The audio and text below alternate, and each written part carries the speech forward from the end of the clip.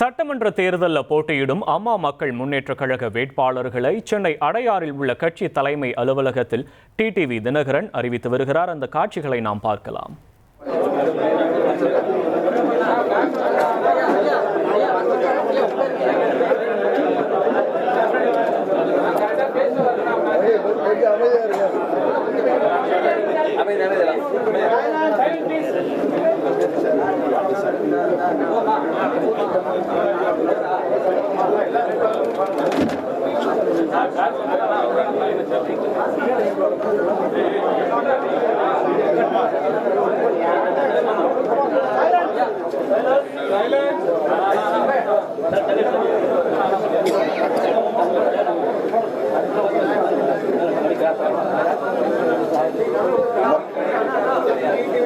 மக்களால் மக்களுக்காகவே நான் என்று தனது வாழ்நாளிலே தமிழ்நாட்டு மக்களுக்காக வாழ்ந்த அம்மா அவர்களின் வழியில அவரது அரசியல் ஆசான் மக்களோடு வாழ்ந்த புரட்சி தலைவர் அவர்கள் வழியில நாங்கள் எல்லாம் பெரிதும் போற்றி வணங்குகின்ற மக்களிடம் செல் மக்களோடு வாழ் என்று சொன்ன பேரறிஞர் அண்ணா அவர்களின் வழியிலே உருவாக்கப்பட்ட அம்மா மக்கள் முன்னேற்ற கழகம் இன்றைக்கு தேசிய ஜனநாயக கூட்டணியில் அனைத்து இந்திய அண்ணா திராவிட முன்னேற்ற கழக தலைமையிலான கூட்டணியில் தமிழ்நாட்டில் இன்றைக்கு நடந்து கொண்டிருக்கின்ற மக்கள் விரோத ஊழல் நிறைந்த சட்ட ஒழுங்கு சரியில்லாத எங்கு பார்த்தாலும் கஞ்சா ஹெராயின் போன்ற போதை மருந்து புழக்கம் பெருகி தமிழ்நாட்டு இளைஞர்களும் மாணவர்களும் இன்றைக்கு வருங்காலம் அழிந்து விடுமோ என்கிற சூழ்நிலையில் பச்சிளம் குழந்தை முதல் பெண் குழந்தை முதல் வயது முதிர்ந்த மூதாட்டி வரை வீட்டிலும் வெளியிலும் பாதுகாப்பு இல்லாத ஒரு மோசமான சூழ்நிலையில தமிழ்நாட்டிலே நாம் எல்லாம் கேள்விப்பட்டிருக்கோம் கலப்பரர் ஆட்சி என்பது இருண்ட காலம் என்று. அதுபோல இன்றைக்கு தமிழ்நாட்டில் ஒரு இருண்ட ஆட்சி நடைபெற்றுக் கொண்டிருக்கிறது. அதை வீழ்த்துவதற்கு அமைந்திருக்கின்ற தேசிய ஜனநாயக கூட்டணியில் அம்மா மக்கள் முன்னேற்ற கழகம் போட்டியிடுகின்ற 11 தொகுதியின் வேட்பாளர்களை இப்பொழுது உங்களிடம் வாசிக்கின்றேன்.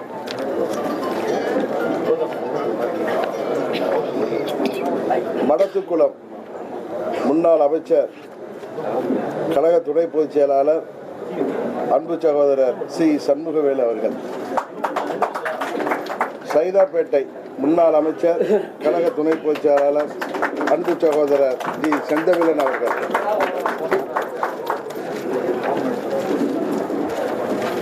திருச்சிராப்பள்ளி மேற்கு கழக தலைமை செயலாளர் முன்னாள் சட்டமன்ற உறுப்பினர் திரு எம் ராஜசேகரன் அவர்கள்.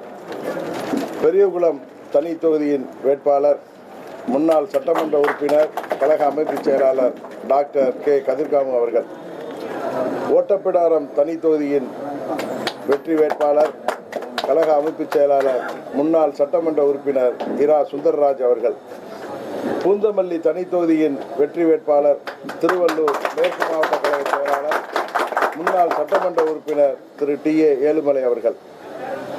மன்னார்குடி தொகுதியின் சட்டமன்ற வேட்பாளர் வெற்றி வேட்பாளர் முன்னாள் ஒன்றிய பெருந்தலைவரும் திருவாரூர் மாவட்ட கழக செயலாளருமாகிய எனது அருமை சகோதரர் எஸ் காமராஜ் அவர்கள்.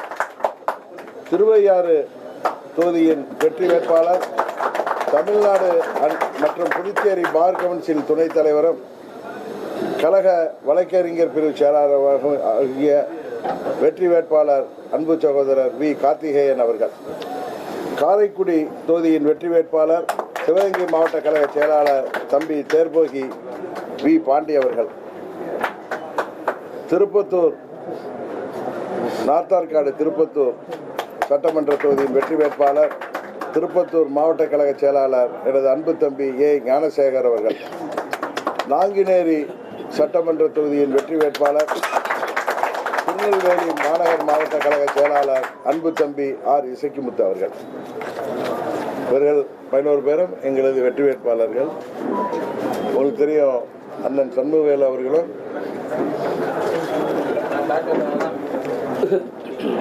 சகோதரர் செந்தமிழன் அவர்கள் மற்றும் கதிர்காம் அவர்கள், பூந்தமல்லி ஏழுமலை அவர்கள், நமது ஓட்டப்பிடாரம் முன்னாள் சட்டமன்ற உறுப்பினர் சுந்தர்ராஜ் அவர்கள் அம்மா அவர்களால் சட்டமன்ற உறுப்பினர்களாக, அதில் இவர்கள் அமைச்சர்களாக இருந்தவர்கள்.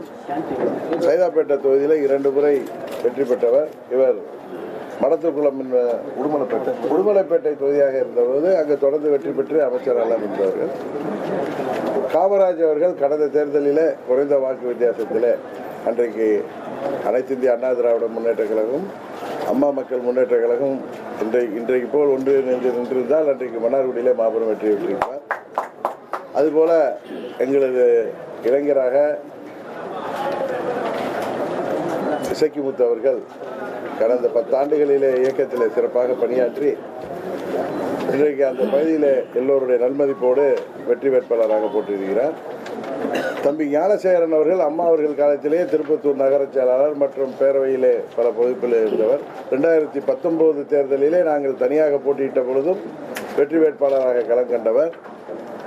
21 தேர்தலிலும் அவர் அங்கு அம்மா மக்கள் முன்னேற்ற கழகத்தின் வெற்றி வேட்பாளராக போட்டியிட்டவர். இவர்கள் தான் பயணித்தர். தம்பி தேர்போகி பாண்டி பாராளுமன்ற தேர்தலிலும் சரி அங்கே அவர் சிறப்பாக பணியாற்றி வெற்றி குறைந்த ஓட்டுகளிலே இழந்தார். அதுபோல காரைக்குடி சட்டமன்ற பொதுத் தேர்தலில் 21 45,000 வாக்குகளுக்கு மேல் பெற்று வெற்றியை தவறவிட்டார். அன்றைக்கு தேசிய ஜனநாயக கூட்டணி பாஜகவும் நாங்களும் தனித்தனித்து போட்டியிட்டோம். இன்றைக்கு ஒன்றாக இணைந்தால் உறுதியாக வெற்றி பெறுகின்ற சூழ்நிலை உள்ள தொகுதி. இவங்களாம் லோக்கல்லே இருக்கிறவங்க வந்து எப்படி வெற்றி வாய்ப்பு எப்படி இருக்கும்? ஏன்னா ஏற்கனவே திமுக தவக அப்படிங்கெல்லாம் இருக்கும்போது உங்களுடைய வெற்றி வாய்ப்பு உங்க கேண்டிடேட் உறுதியாக எங்கள் வேட்பாளர்கள் வெற்றி பெறுவோம் என்கிற எண்ணத்தில் தான் எல்லாரும் அந்தந்த தொகுதியில் உள்ளவர். திரு ராஜசேகர் அவர்கள், நாங்கள் அவருக்காக அவர் முசிறி சட்டமன்ற தொகுதி உறுப்பினராக இருந்தவர். இப்பொழுது முசிறி தொகுதி எங்களுக்கு கிடைக்க முடியாத சூழ்நிலையில் அவரே திருச்சி மேற்கிலே நான் போட்டியிடுகிறேன் என்ற பல நாள் அங்கே அரசியல் செய்து வருபவர். அதனால் அவர் திருச்சி மேற்கு தொகுதியில் போட்டியிடுகிறேன் என்று சகோதரர் ராஜசேகர் அவர் கேட்டதற்கிணங்க அந்த தொகுதியையும் கூட்டணியிலே எங்களுக்கு ஒதுக்கினார். மேனிஃபெஸ்டோ அதாவது இங்கிலீஷில் கொடுத்துருக்கேன் எனக்கு.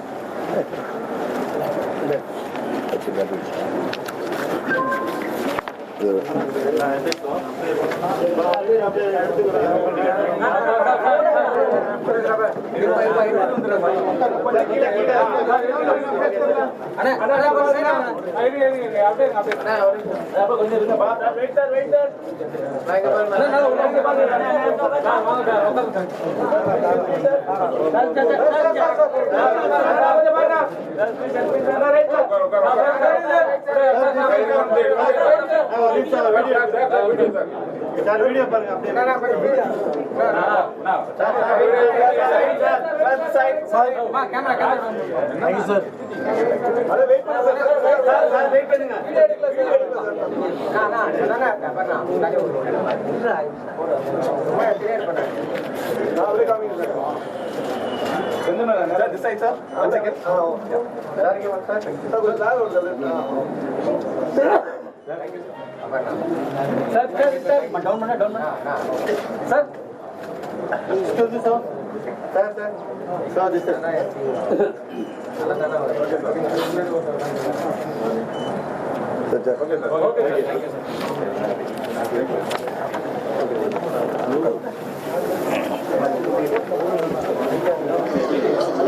முக்கியமான மொத்தம்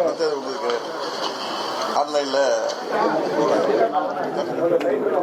அம்மா மக்கள் முன்னேற்ற கழகத்தின் சார்பாக மொத்தம் 120 வாக்குறுதிகளை வழங்கியிருக்கின்றோம். அதில் முக்கியமான சிலவற்றை நான் உங்களுக்கு சொல்கிறேன். மற்றது உங்களுக்கு ஆன்லைனில் லோட் ஆகிடும். தமிழகத்தில் உள்ள அரசு மற்றும் தனியார் நிறுவனங்களில் 85% தமிழர்களே பணிபுரியும் வகையில் நடவடிக்கை எடுக்கப்படும். தமிழ் மொழியை ஆட்சி மொழியாக்கவும் சென்னை உயர்நீதிமன்றத்தில் வழக்காடும் மொழியாக்கவும் நடவடிக்கை எடுக்கப்படும். பசும்பொன் ஐயா முத்துராமன்